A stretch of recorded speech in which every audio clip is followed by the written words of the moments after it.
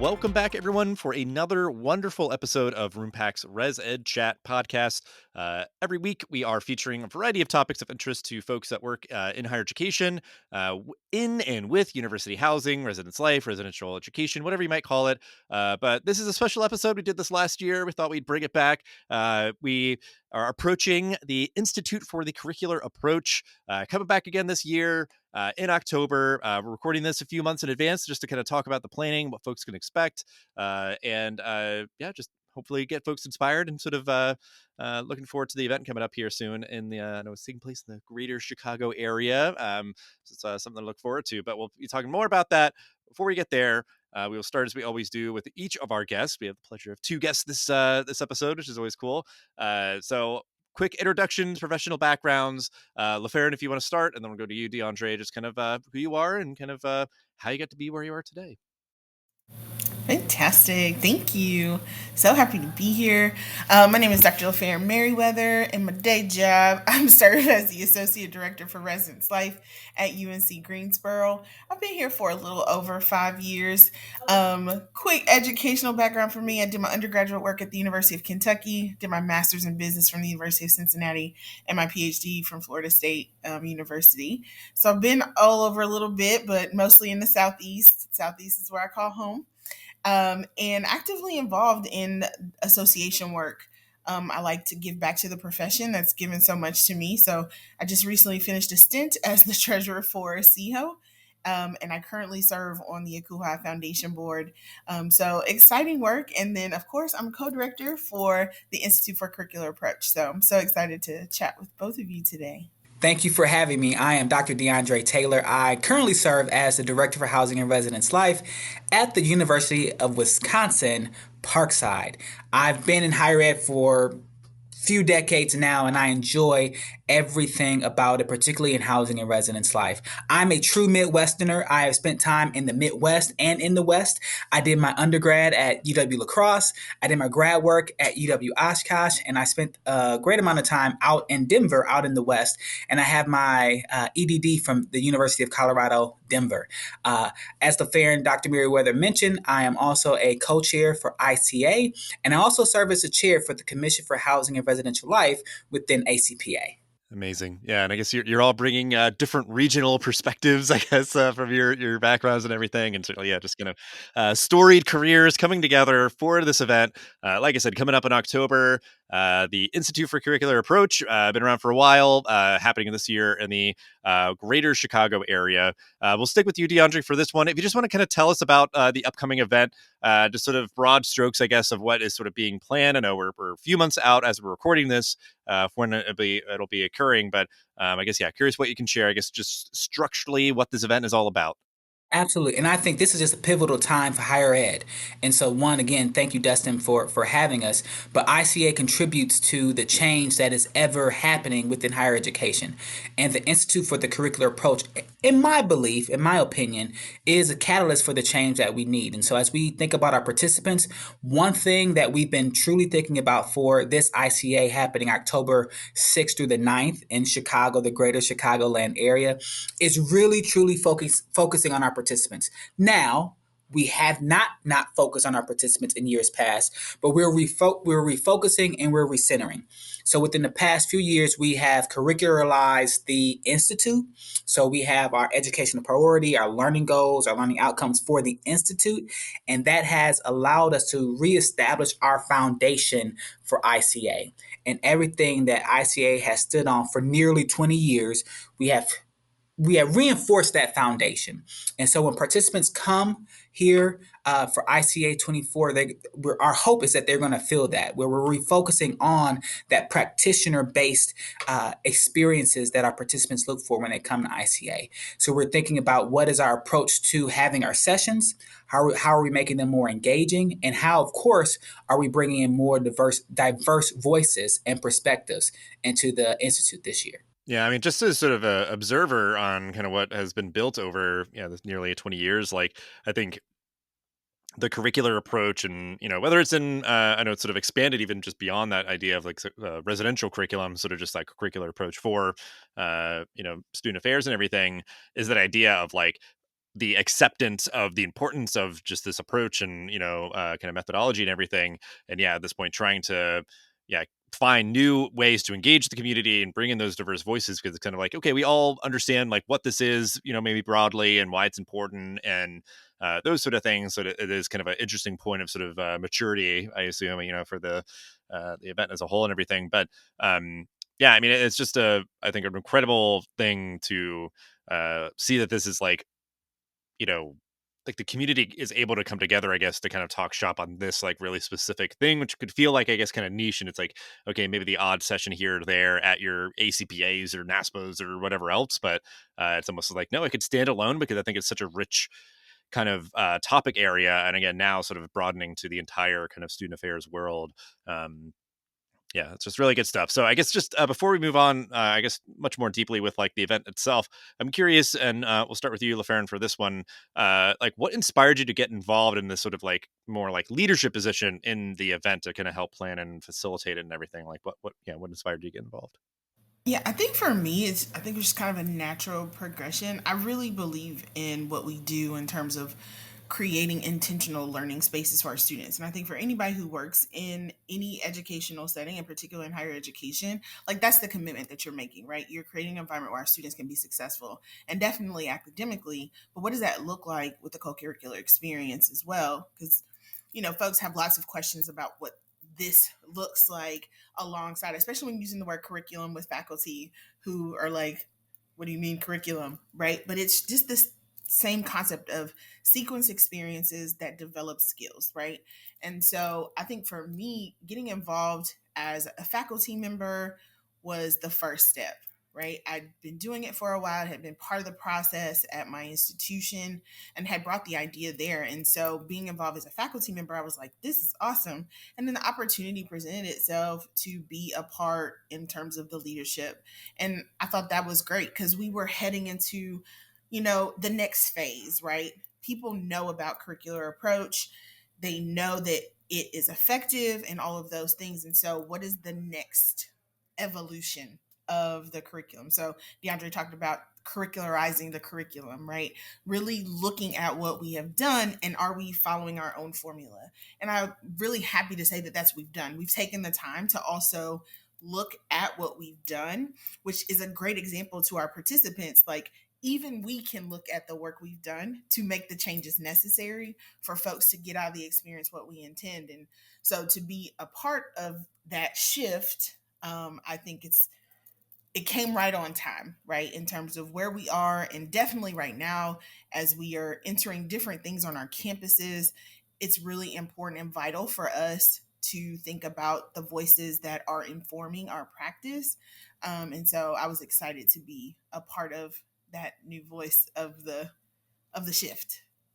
I can't recall how many years I've been on faculty for ICA. But I'll be transparent. I remember my supervisor introduced the idea to me, and I remember being of the residential curriculum introducing that idea to me. I remember being in my first, at the time, RCI, and saying to myself, "What is this? What is this? Wait a second. I'm looking in that large room, that large gathering space, and colleagues from around the country are there, and I'm just looking there, and I'll be transparent, a bit skeptical." And I said, you know what, D? Wait a second. One, the institution has spent money for you to go there. So sit back, listen, and learn. And I challenged myself to doing that. And I listened with open ears, right? And as I was listening to the elements of RCI, obviously we, changed to ICA. And then the light bulb began to become brighter. And I said, this makes sense. Because I've always said, students don't come to our institutions to live in our wonderful residence halls. They come to our institutions to get a great education. So that inherently tells me we have to contribute to their academic experience. And the curricular is very important when our students are majoring in their respective majors. But also that co-curricular is also important, right? Because we think about the things that our students are learning outside the classroom. So I reflect back on my time in my first RCI and how in that moment over the course of those few days, I was bought into it. I said to myself, this can work. And so from there, I was committed to it because I saw it true as a true catalyst for that change for higher education. Now, since then, many things have occurred. Obviously, we've had some financial crisis in our country. These ideas of return on investment for higher education. Of course, the pandemic, which really sped up many things that we knew would happen, but the pandemic sped those things up. And so, really thinking about how can the curricular approach contribute to that. And so, from there, participating in the ICAs over the years, and then challenging myself to become faculty and joining the faculty role in ICA, and then being able to contribute to what ICA does. And with that, being approached by some great colleagues in the Institute and saying, hey, we want you to think about it. We want you to think about co-chairing. And I thought about it. I said, why not? I can't tell myself no by not applying for it. And so I did that, and I was granted the esteemed privilege and honor to be selected as a co-chair for ICA. Yeah. I mean, I think, yeah, great stories all around. I think, yeah, that being kind of a core takeaway.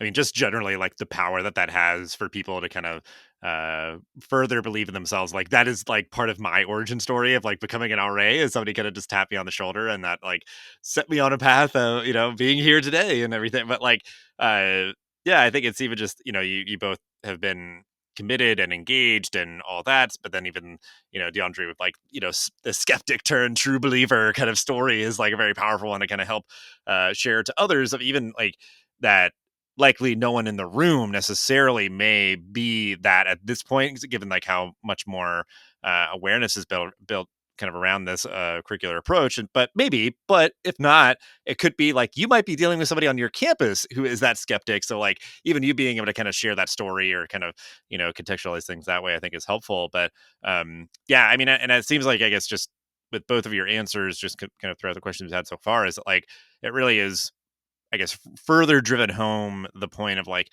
why get involved and why get involved now with like, keeping this going and having it stay relevant and everything, is like this moment for higher education. The idea that like, one, I've just gotten a lot from it generally, but then like the fact that like we need this to stay, you know, uh, yeah, just a relevant experience given a lot of the headwinds, that higher ed is facing. So, with all that to be said, this is sort of, just a very broad question, I guess, of just like, why do you think folks should attend? Like, what is it about this sort of event? Again, it feels like sort of a niche kind of thing that like, yeah, maybe, folks might be skeptical for any number of reasons, whatever. Like, what would you tell people about why they should attend this event in particular? Yeah, I think the first thing is it provides a skill set that's applicable in every aspect of our professional world. When we think about budgets, right? How do you qualify, and how you quantify your budget as well? You need to assess what's happening. You need to know what are we going to budget for this area, whether it's operational, whether it is facilities related, whether it's student education or resident education, etc. But then as we think about departments articulating to their institutions how they're contributing to the academic pursuits of their students, I think that's a foundational reason why folks should attend the Institute. Because I think about, for example, my institution just came off our reaccreditation process. And when you look at that, it's basically a dissertation for the institution. I'm summarizing in very in a novice perspective around the reaccreditation process. But they asked several questions on there as ultimately as to how are you contributing to the academic success of your institution. And every department is involved in that reaccreditation process.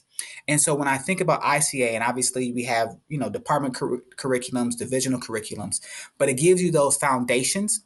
And so ICA gives you the steps on how to create that for yourself. And we're not saying attend ICA if your university is going up for reaccreditation. We're not saying that. What we're simply saying is it's going to give you those skills and those tools on how to articulate how your department is contributing to the academic success of the institution. Just because you're not in the College of etc. doesn't mean that you're not doing that. And so ICA does that. One thing that we say, we want to help our organizations or the schools that are attending to lead their organizations to support learning for all folks involved. Not just our students, of course, for our staff and faculty members, but to attend ICA is going to give you those foundational skills. And if you're a returning member of ICA, it's going to reinforce those foundational skills to allow you to remain inquisitive along that learning journey, because learning is not a destination, it's a journey, and it goes like this, right? It goes like this. Sometimes we're at that peak and we're there for a few years, few moments, and then we're relearning something new. And so even if you're returning to ICA, it's going to help you remain inquisitive and seek curiosity on how to improve your curriculum. Students are different. Students are different. And they said that probably 50 years ago. Students are different. And that's true, and that's okay. And that's going to be forever changing, particularly in higher education. So why should you attend? One, to give yourself those foundational skills, and then to reinforce those foundational skills so that way you can continuously enhance the offerings of your institution. I would definitely say, and DeAndre brought this up before. We're in an age where people are trying to understand the value of higher education, and I think this is the strategy that shows that the work that we do contribute. When you're talking about contributing to the university's academic mission, is this is a part of the retention story.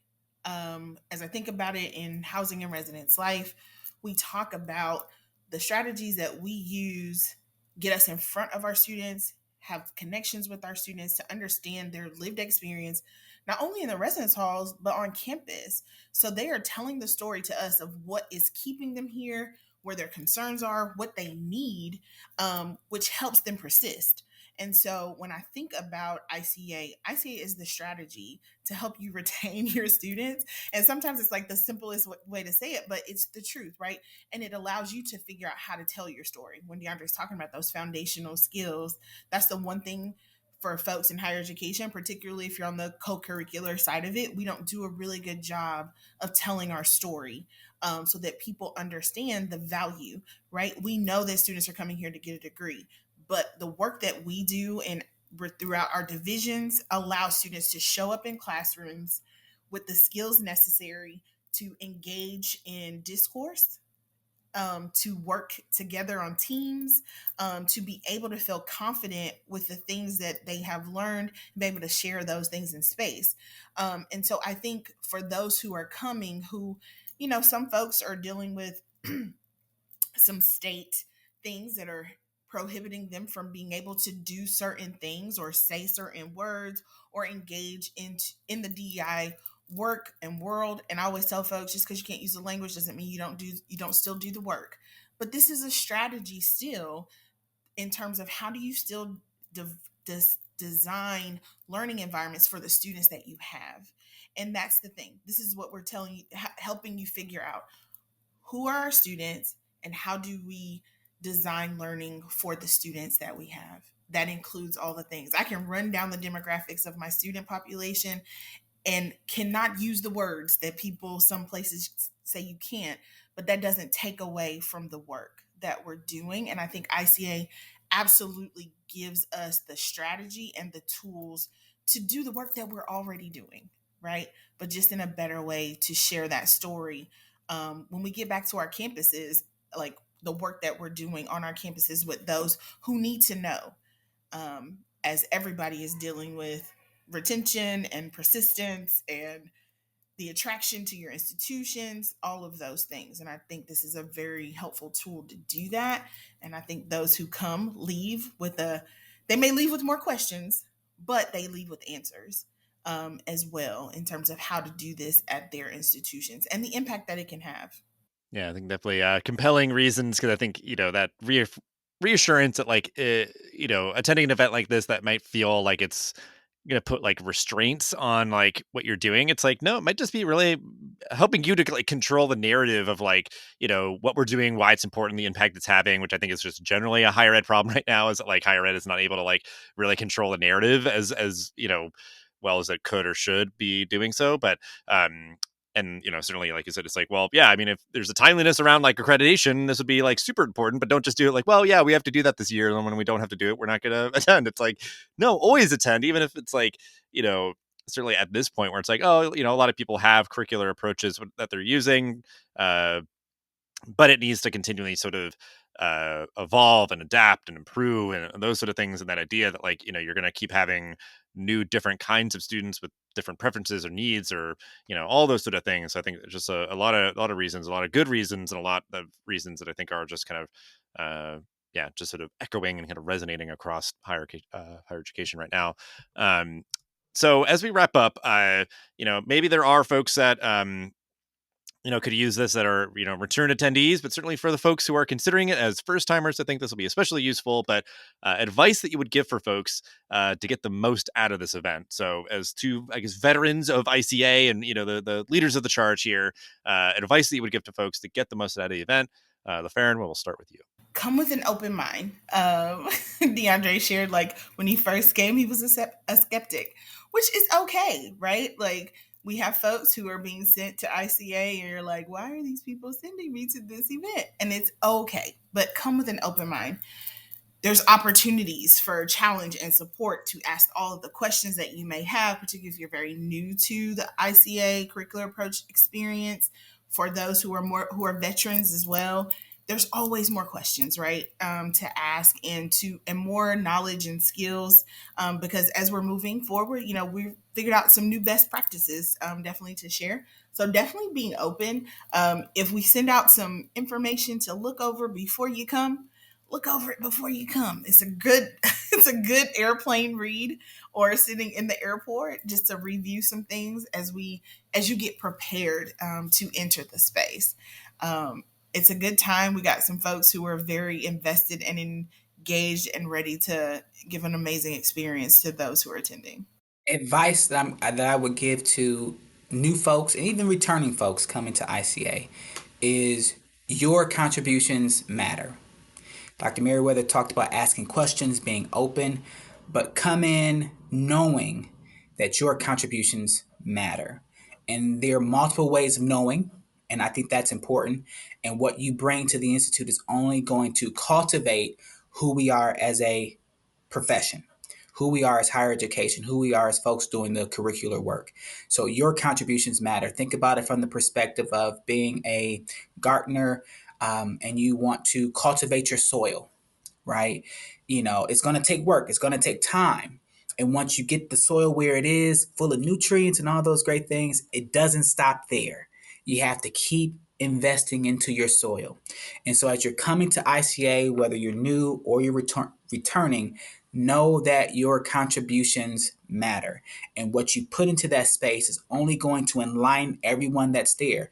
Because sometimes it's those smallest ideas, those small statements that can reignite a flame in someone else's mind, maybe even your mind, on, wow, I never thought about it from that perspective. Because we may have just been missing that one perspective that you're going to bring to ICA. So not only come in with an open mind, and asking questions, but know that your contributions matter. Yeah, I mean, I appreciate that because I'm always the guy who like asks questions and like one in class, I guess love me or hate me, I guess, but also yeah, for like conference sessions and stuff, it's like I usually like to even like because I think a lot of people would probably prefer to just like, oh, I'm just gonna like maybe try to catch them after the session, when everybody's sort of milling in or out or whatever. But like I'm the one that's gonna like raise my hand or go up to the microphone or whatever and ask that question because it could be that idea. It's like maybe everybody wants to hear this and hear the response, not just be like, oh, I'm going to go so I can, get the answer to my question.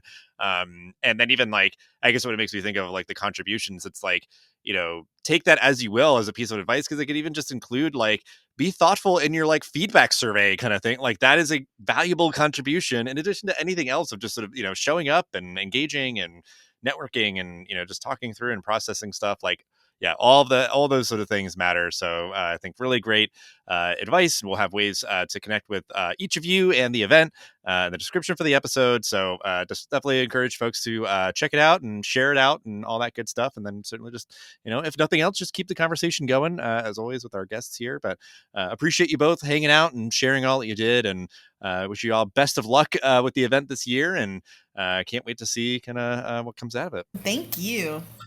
Thank you. Thank you.